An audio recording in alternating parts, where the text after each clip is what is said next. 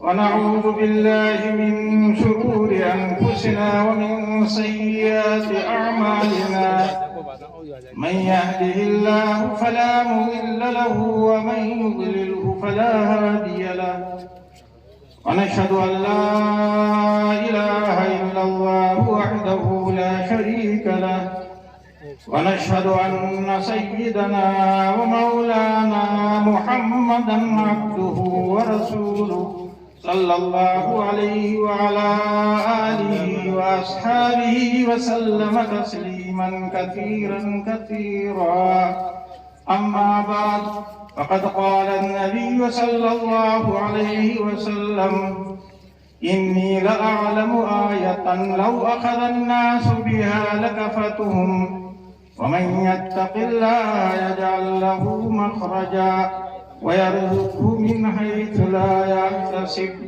صدق الله العظيم وصدق رسوله النبي الكريم ونحن على ذلك من الشاهدين والشاكرين.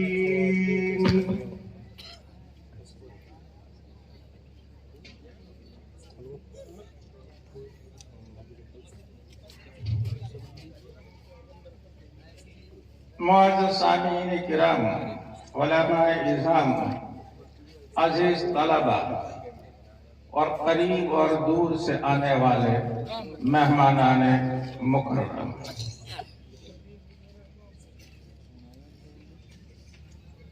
میں سب سے پہلے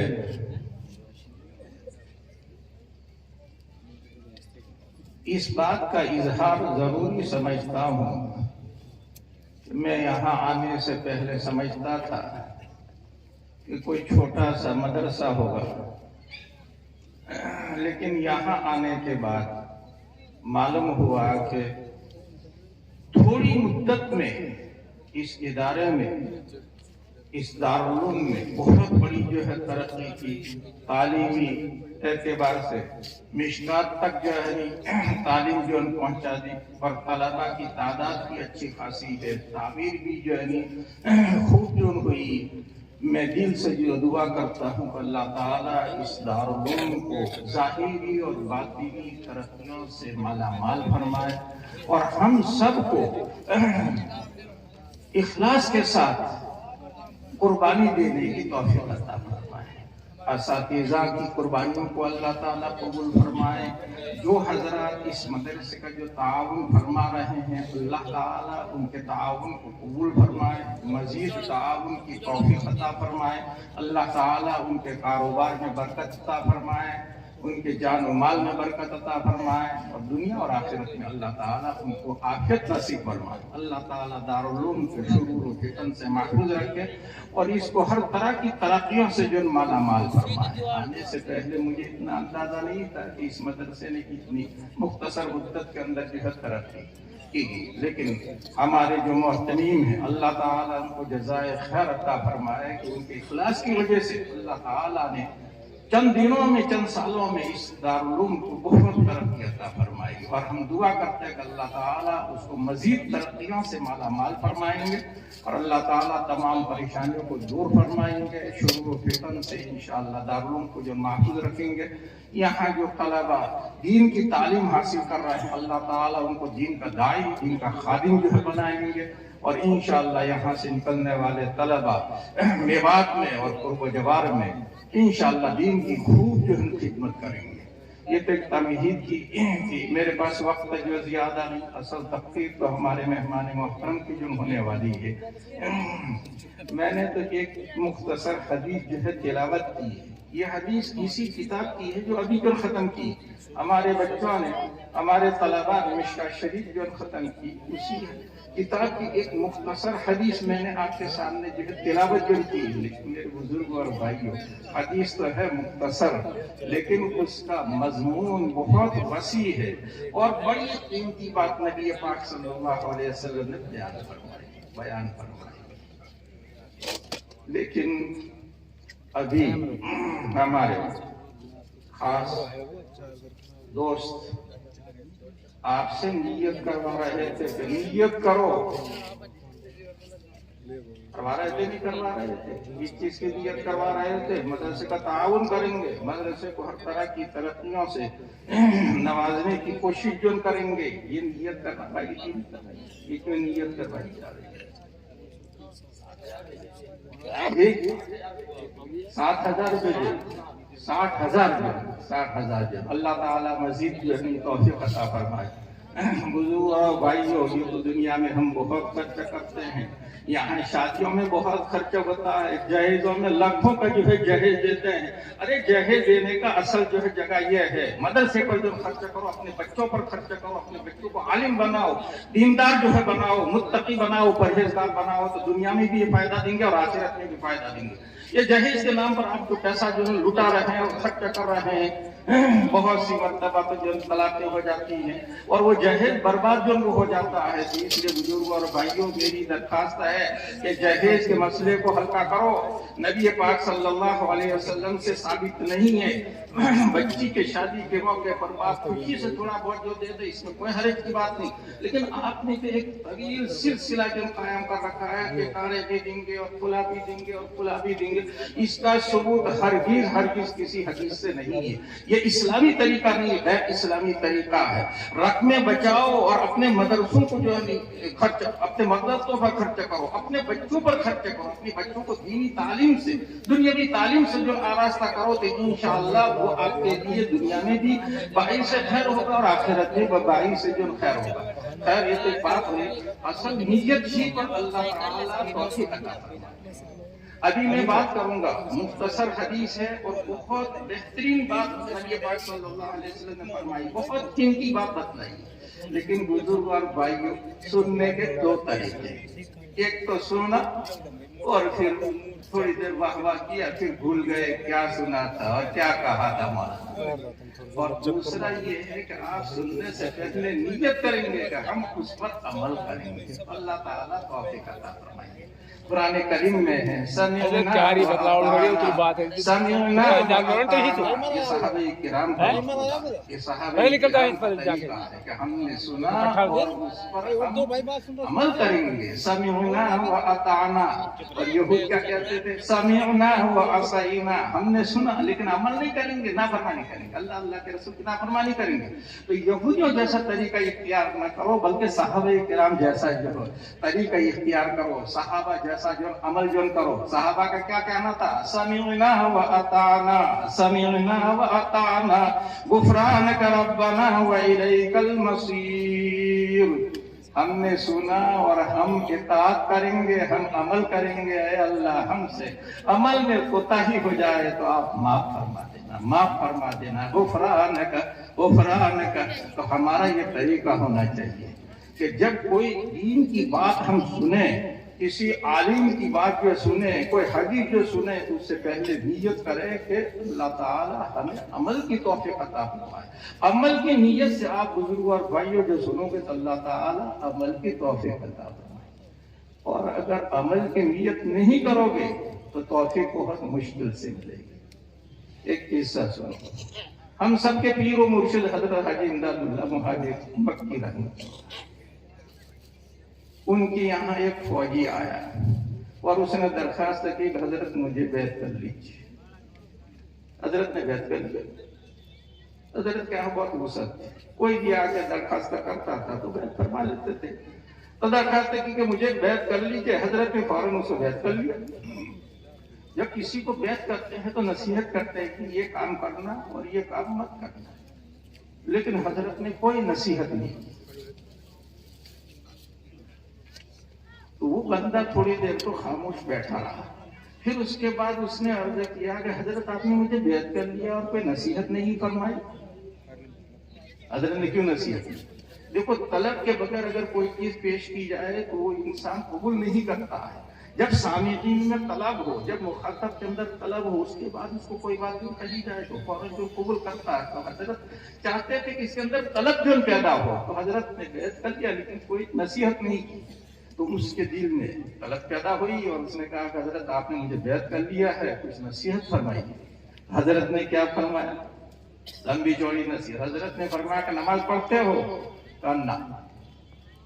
صاف بندہ تھا، نماز پڑھتا کا نہیں، حضرت نے فرمایا کہ نماز پڑھا کرو، بس اتنی نصیحت۔ جو آدمی نماز نہیں پڑھ رہا ہے اس کو بڑی بڑی نصیحتیں کرنے سے کیا فائدہ؟ نماز میں سب کچھ ہے، اگر انسان نماز کو جو درست کر لے تو اس کی زندگی جو ہے درست ہو جائے، اس کی دنیا بھی درست ہو جائے اور اس کی آخرت بھی درست ہو جائے۔ تو حضرت نے فرمایا کہ نماز پڑھا کرو۔ وہ بندہ بھی عجیب ہو گئی، اس نے کہا کہ حضرت آپ کہیں تو میں 10 وقت کی نماز پڑھوں، 5 وقت کی نہیں 10 وقت کی نماز پڑھوں، لیکن میں فوجی آدمی ہوں، میرے پیر میں بوٹ ہوتے ہیں، یہ 5 وقت بوٹوں کو نکال کر کے وضو کرنا میرے لیے مشکل، وضو کرنا مشکل۔ اگر آپ مجھے بغیر وضو کے نماز پڑھنے کی اجازت دیتے ہیں تو آج ہی سے میں نماز شروع کر دوں۔ عجیب، اصلاح کے لیے آیا ہے، فوجی آدمی ہے، وہاں بھی جو ہے دادا گیری دکھا رہا ہے۔ حضرت نے فرمایا کہ جا بغیر وضو کے نماز پڑھنا۔ یا علماء کرام تشریف فرمائیں، مسئلہ یہ ہے کہ اگر کوئی شخص جان بوجھ کر کے بغیر وضو کے نماز پڑھے گا تو نماز تو نہیں ہوگی، کافر ہو جائے گا۔ ایک تو بھولے سے اس کو معلوم نہیں ہے کہ وضو ہے یا نہیں اور نماز پڑھ لی تو الگ بات ہے، لیکن جانتا ہے کہ میرا وضو نہیں ہے اور پھر جو ہے نماز پڑھ رہا آتی ہے تو مذاق ہو رہا ہے دین کا، وہ ایمان سے جو نکل جائے گا۔ لیکن حضرت فرما رہے ہیں کہ جا بغیر وضو کے نماز پڑھنا۔ کیسے بزرگ غلط مسئلہ جب بتلا، دیکھو بزرگ کی باتوں پر جلدی سے اعتراض نہیں کرنا چاہیے، بزرگوں کی باتوں کا سمجھنا ہر ایک سے بس کا کام نہیں۔ حضرت نے جو اجازت دے دی اور وہ چلا گیا، گھر جا کر کے بیوی کو پورا قصہ جو سنا۔ میں حضرت کے پاس گیا تھا، حضرت سے جو بیعت ہوا اور حضرت نے مجھے نماز پڑھنے کا حکم دیا، لیکن بغیر وضو کے۔ بیوی سمجھدار سمجھ رہی تھی، سب باتیں اس نے سن لی۔ پھر جب نماز کا وقت آیا تو وہ شخص مصلی بچھا کر کے نماز پڑھنے کے لیے کھڑا ہو گیا۔